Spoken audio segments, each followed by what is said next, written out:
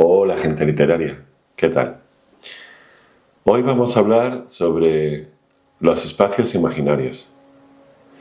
En literatura es muy habitual que nos fijemos sobre todo en técnicas de tiempo y analicemos mucho pues las analepsis, el raconto.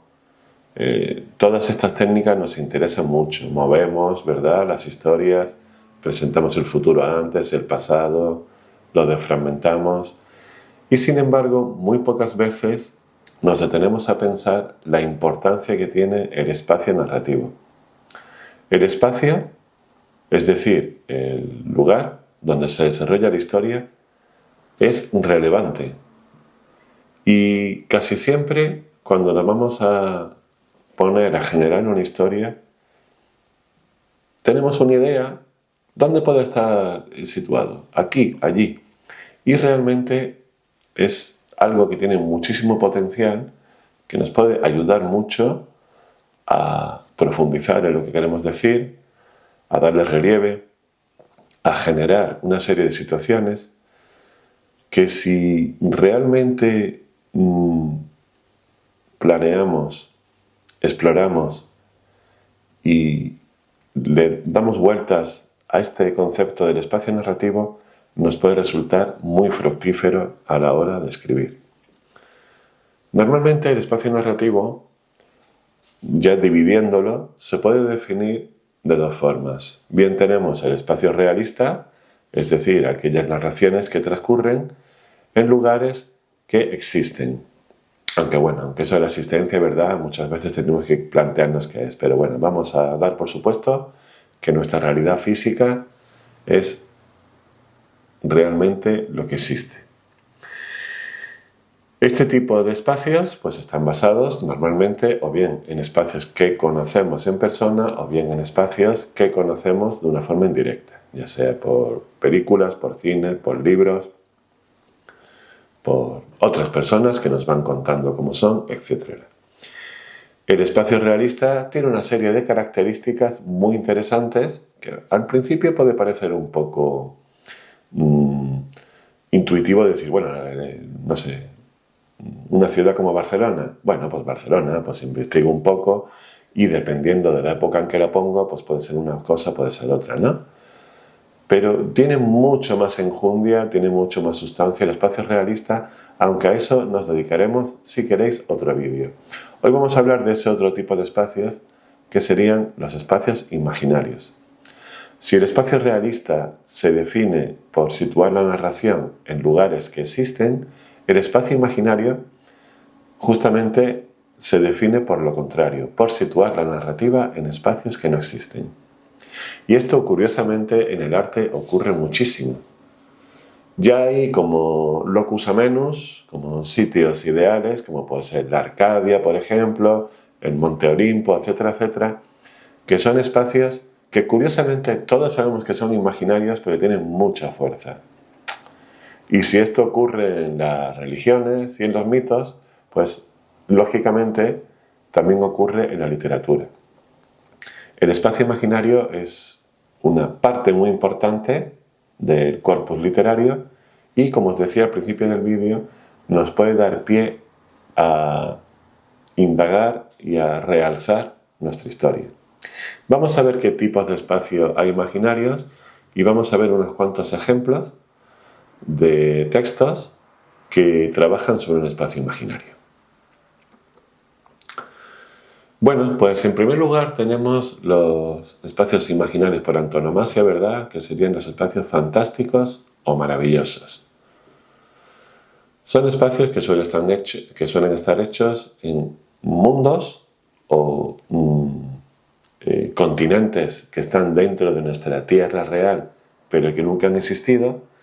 Y esos espacios, el autor o la autora tiene total libertad para diseñarlos. Aquí suele ocurrir esa técnica que es la construcción del mundo, o world building, ¿no?, como se dice en inglés, que probablemente por ese nombre lo conoceréis más. Pero bueno, sabéis que a mí me gusta mucho, dentro de lo posible, hablar de términos en español. Bueno, pues esta creación del mundo es importante, la tengamos en cuenta cuando creamos un espacio fantástico, maravilloso, Porque aunque sea un mundo que nosotros nos hemos inventado totalmente, tiene que tener coherencia narrativa. Es decir, no pasa nada si las personas, pues, por ejemplo, se pueden quitar las orejas y guardarlas cuando lleguen a casa, hartos de escuchar cosas, y las meten en una cajita. Pero todo eso tiene que tener coherencia y verosimilitud con el mundo que hemos creado. Por eso la creación del mundo es fundamental cuando hacemos uno de estos espacios imaginarios o maravillosos. Como ejemplos, pues por ejemplo tenemos Terramar, de Ursula K. Le Guin.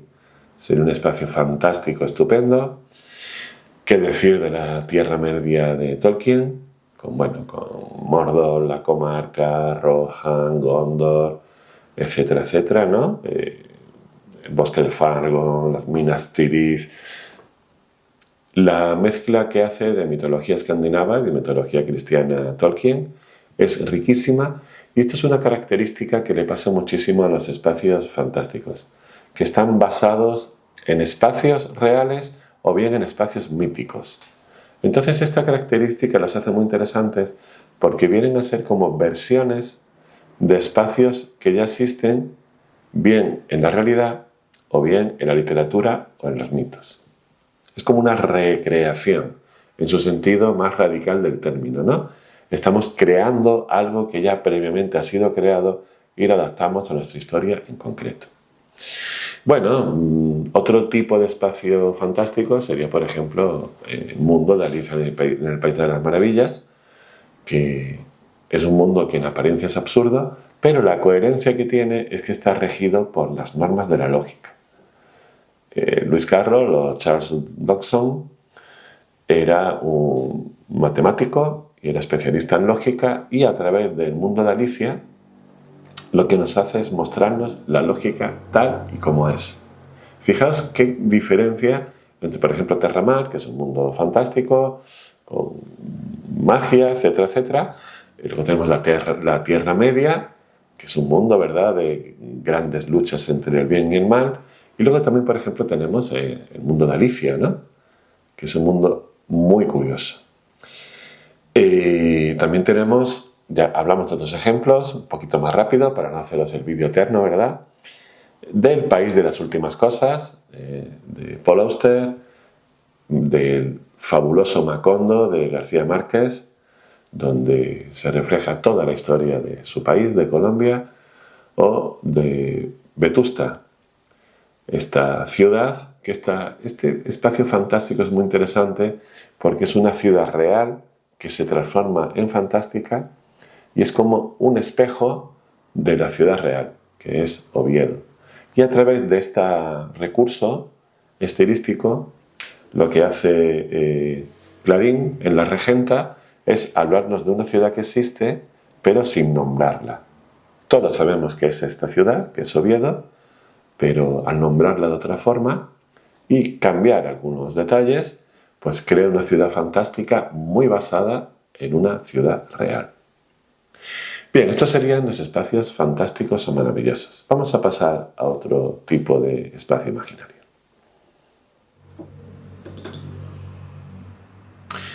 Aquí tenemos un tipo de espacio que parte de una dicotomía, la distopía y la utopía.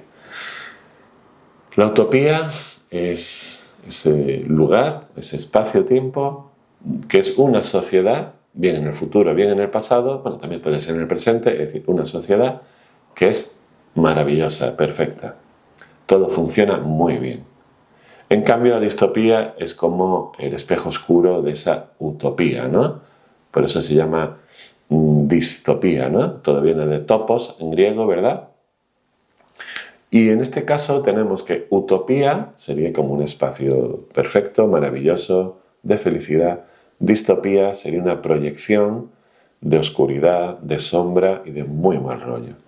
Normalmente, tanto la utopía como la distopía lo que hacen es proyectar los miedos, las ansiedades y los deseos y los anhelos de la persona que escribe, sobre todo desde un punto de vista social. Y así tenemos, por ejemplo, en Utopía, pues tenemos lógicamente a la Thomas More, ¿no?, que le da además nombre a este tipo de espacio imaginario. Y también tenemos a Shangri-La, ¿no? Que es esta ciudad maravillosa que está entre la India y el Tíbet, que aparece en Horizontes Perdidos, en la novela de James Hilton, que es un espacio donde la gente pues, prácticamente no muere, no hay tensiones sociales, no hay nada problemático. Y queda fijado en nuestra mente como un lugar maravilloso donde ojalá viviéramos, ¿verdad? Aunque suenan un poco aburridos, que eso suele ser un poco el lado negativo de las utopías, pero oye, qué lindo tiene que ser morirse de ese aburrimiento tan dulce. Por otro lado, son mucho más dinámicas, narrativamente hablando, pero también más difíciles de vivir en ellas. A nuestros personajes son las distopías. Seguramente porque nuestras sociedades no son perfectas, sino todo lo contrario, hay muchísimas más distopías que utopías en la literatura. Como ejemplos, bueno, pues tenemos la celebérrima Sociedad de 1984 de Orwell, con el famosísimo Gran Hermano, los minutos de odio, las telepantallas, etcétera, etcétera, que generan una distopía terrible con ese partido que lo controla todo y que sabe absolutamente todo de nosotros. El neolenguaje, etcétera, etcétera. Orwell genera una sociedad que muchas veces nos da miedo porque se va pareciendo, desafortunadamente, cada vez más a la nuestra real, y justamente por ese espacio narrativo que crea la novela tiene esa fuerza y es tan interesante. Otro ejemplo de distopía un poco más amable, porque las distopías pueden ser terribles, como es el mundo del Gran Hermano de Orwell, y también pueden ser un poquito más equilibradas, como le pasa a Un Mundo Feliz o Brave New World de Aldous Huxley, que es una sociedad que está estratificada mediante una selección genética, que están los alfa más, los beta más, los beta menos, hasta llegar al epsilon, ¿no? Que están los gamma y los delta, lo leí hace tiempo, no lo recuerdo bien. No recuerdo bien eso, la verdad es que la novela me impactó. Y bueno, en esta sociedad, es una sociedad que aparentemente cada escalón de esta sociedad jerarquizada por la genética funciona bien y es feliz. Hay un elemento que es el soma, que es una especie de droga, ¿no? Que es también muy interesante. Y Huxley lo que nos plantea aquí es una distopía muy interesante porque la de Orwell es directamente cruda, difícil, terrible. La de Huxley aparentemente funciona bien, pero luego vamos viendo sus disfunciones, sus contradicciones y sus problemas. Entonces ese aspecto es muy interesante, la distopía de Huxley. Bueno, y qué decir de Fahrenheit 451 de Bradbury, esa sociedad donde está prohibido leer libros y el protagonista de la novela es un bombero, que es como un eufemismo, y se dedica a descubrir libros y a quemarlos. No os cuento más de la historia porque es muy interesante. Y wow, genera una distopía que sobre todo a quienes nos gusta leer nos resulta muy atractiva y a la vez nos genera pesadillas. Y finalmente, y ya más conocida en los últimos tiempos, tenemos el cuento de la criada de Margaret Atwood, que genera un Estados Unidos dividido tras una guerra. Bueno, esto resuena un poco ahora, ¿verdad?, en nuestro inconsciente colectivo, y se produce una parte del norte de América que está menos dictatorial. No exactamente es que se viva estupendamente, pero bueno, un poquito más de libertades y de derechos, y hay otra parte donde rigen los comandantes, que es una sociedad muy jerarquizada, y la preocupación principal de este mundo es que desciende muchísimo la natalidad. Entonces es una distopía basada en circunstancias post-apocalípticas. Es una cosa muy habitual en las distopías, como también Soylent Green. Bueno, aquí podríamos, y de hecho podríamos dedicar y dedicaremos un vídeo solo a distopías porque hay muchísimos tipos, muchísimas formas y todas muy interesantes. Entonces, bueno, aquí tenemos este yin-yang que es muy interesante de espacios narrativos, ¿verdad?, que son las distopías y las utopías. Vamos a pasar a la siguiente clase. Bien, la siguiente clase que tenemos serían los espacios imaginarios simbólicos o alegóricos.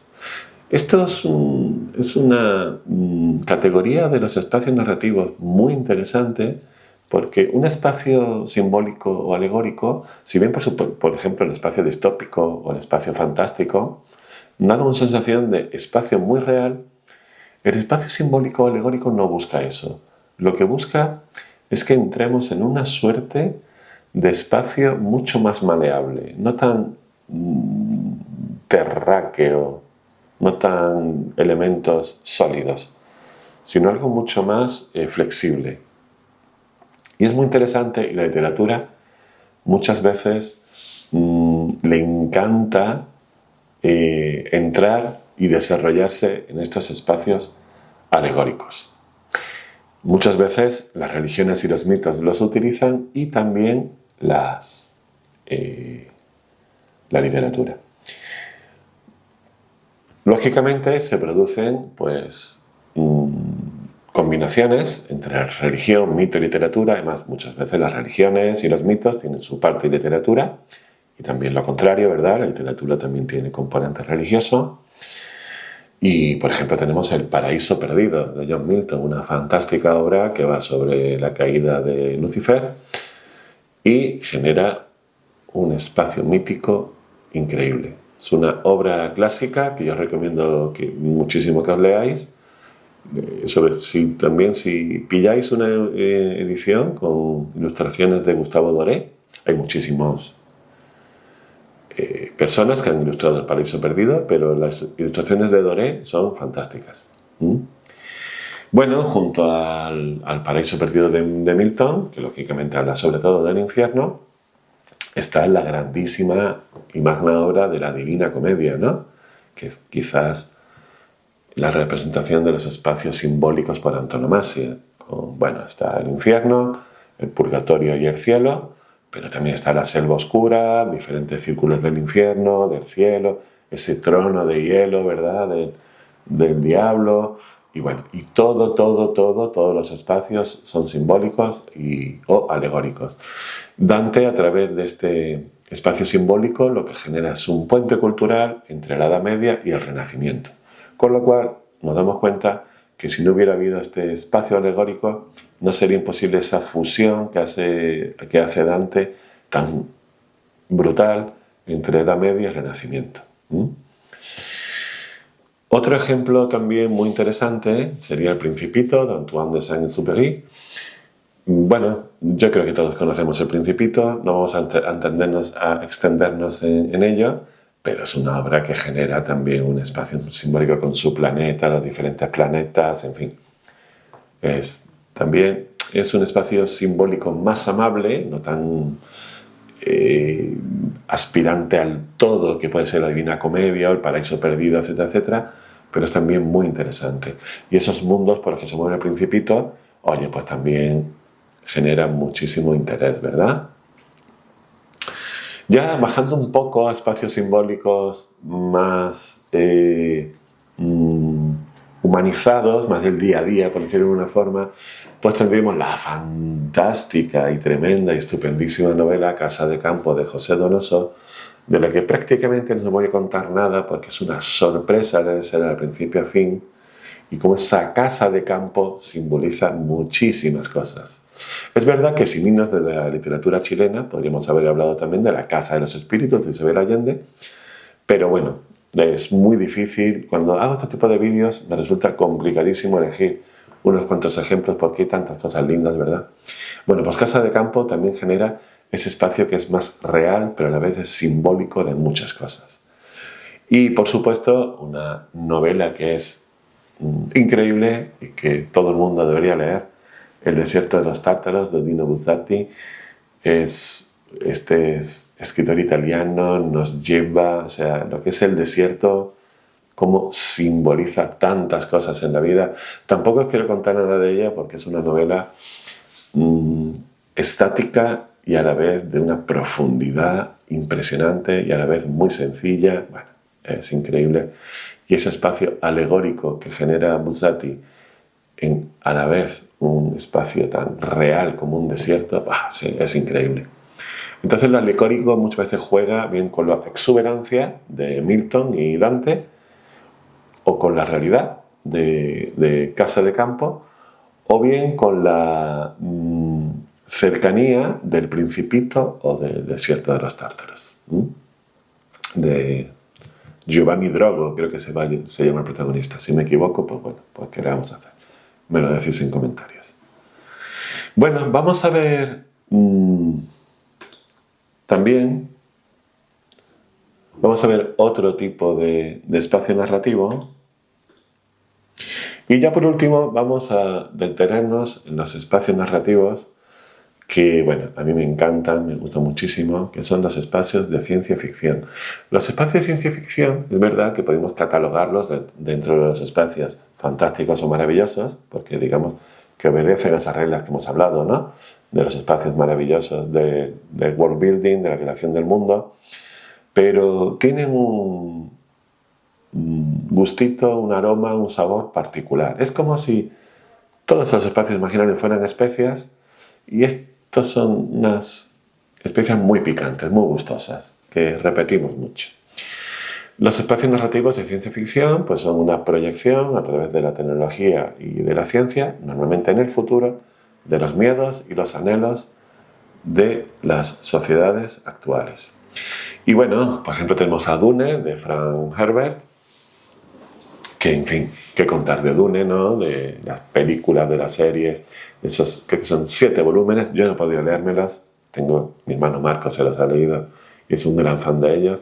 Yo me he leído los 2 primeros volúmenes, me gustan, pero bueno, a veces no da tiempo uno a leer todo, pero en cualquier caso, el mundo que genera Frank Herbert es un mundo que sobre todo nos habla del peligro de olvidarnos de lo que son los ecosistemas, la ecología, la madre tierra, etcétera, etcétera, ¿no? Entonces Dune en ese aspecto es una novela fascinante y lógicamente el mundo de Dune, el espacio narrativo, es fundamental y esencial en la novela. Bueno, en la saga, perdón, para ser más exactos.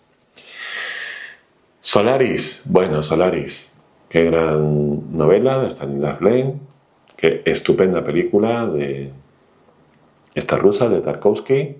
También me gusta la versión de Clooney que hace de Solaris. Y bueno, es una novela fantástica, ese planeta, en fin, no os cuento nada. Pero Solaris también nos genera un espacio narrativo increíble, no solo es el planeta, también es la nave. ¡Wow! Es increíble. La ciencia ficción aprovecha muchísimo este concepto de espacio imaginario. Lo aprovecha mucho. Muy interesante cómo lo trabaja. Bueno, ¿y qué decir de ese extrañísimo cilindro Rama, de Cita con Rama, de Arthur C. Clarke, más conocido por 2001 Odisea del Espacio, pero esta novela también está muy bien. Y bueno, ¿qué es Rama? Oye, pues lo podéis averiguar leyendo una novela que es muy interesante. Es ese efecto que genera muchas veces Arthur C. Clarke, ¿no? Esa ironía, esa paradoja muchas veces de encontrarse el ser humano con otra cultura alienígena. Y ese espacio de ciencia ficción que se crea, sobre todo ese objeto, que es Rama, cómo nos intriga y cómo nos va poco a poco generando más inquietud y más sorpresa. Y finalmente, qué decir del mundo de Neuromante, de William Gibson, cómo anticipó nuestro mundo actual. Y quizás es un clásico al que habría que dedicarle un vídeo entero. Bueno, a todos estos libros habría que dedicarle vídeos enteros. Pero quizás al de Neuromante de Gibson es muy interesante porque, bueno, es como una de las Biblias del cyberpunk y ese mundo que genera, todo lo que nos cuenta en esta novela, que quizás a lo mejor haya pasado un poco de tiempo y no se lea tanto, pero bueno, que es fantástica y que os recomiendo muchísimo. En fin, en definitivas cuentas, los espacios narrativos son una herramienta y un recurso muy importante. Espero en este vídeo haberos convencido, si quiere un poco, para pensar sobre ellos, pero sobre todo he procurado que veáis muchos ejemplos de cómo funcionan estos espacios en diferentes textos. Creo que muchas veces en literatura, aparte de la teoría, también es muy lindo ver en la práctica cómo se proyecta esta teoría. Y bueno, tenéis un montón de novelas en las que elegir, a cada cual mejor. Yo no sabría, la verdad, por cuál decidirme ahora mismo, por releer, pero en fin, que son estupendas. Dejadme en comentarios si queréis, que habéis leído alguna novela, qué pensáis que esto del espacio, que si soy un exagerado o no. Y bueno, pues aquí seguiremos hablando de lo que nos gusta, ¿verdad? Que es de literatura. Bueno, pues que tengáis un día estupendo. Hasta otra.